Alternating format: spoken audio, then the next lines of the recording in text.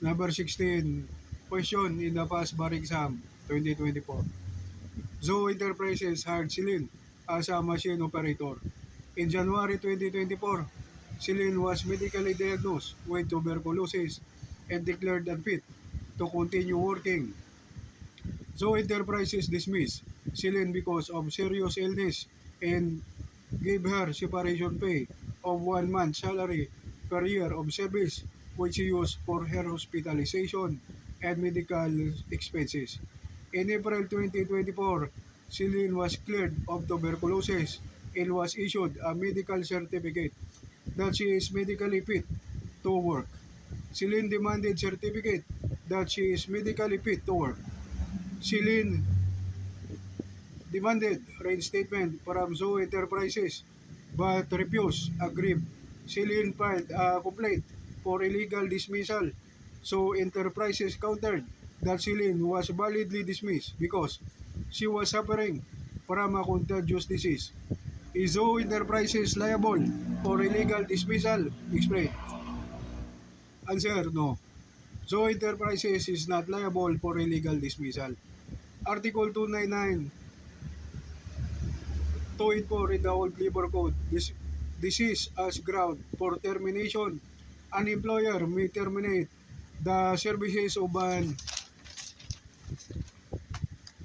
employee who has been found to be suffering from any disease and whose continued employment is prohibited by law or is prejudicial to his health as well as the health of his co-employees, provided that he is paid separation pay equivalent to at least 1 month salary or to 1/2 month salary for every year of service, whichever is greater, a fraction of at least 6 months being considered as 1 whole year.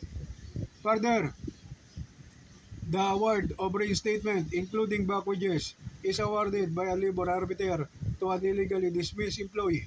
Pursuant to Article 294, Article 294 was formerly Article 279 before it was renumbered by Dole Department Advisory Number 1, Series of 2015 of the Labor Code, which is not present in the case at hand.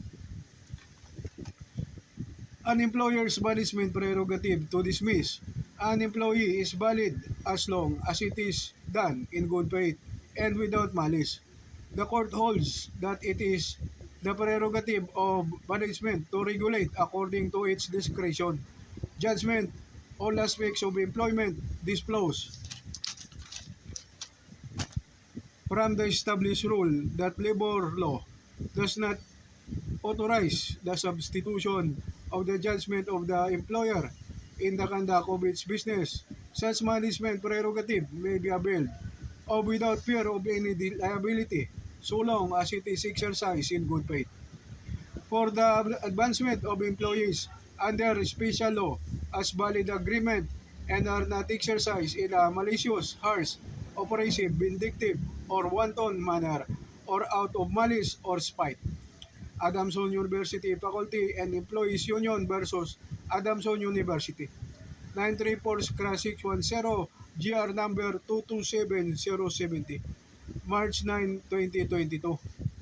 Furthermore, after she was validly dismissed according to Article 299 or 284, we note, case law has consistently held that the elements of an employer-employee relationship are A. The selection and engagement of the employee. B. The payment of wages. C. The power of dismissal and the employer's power to control the employee on the means and methods by which the work is accomplished. The last element, the so-called control test, is the most important element. Sunza versus ABS-CBN Broadcasting Corporations 431-583, GR number 138051, June 10, 2004. So that's it. That's my answer for number 16 question in the past bar exam 2024. So in labor law and social legislation. Thank you for listening and watching.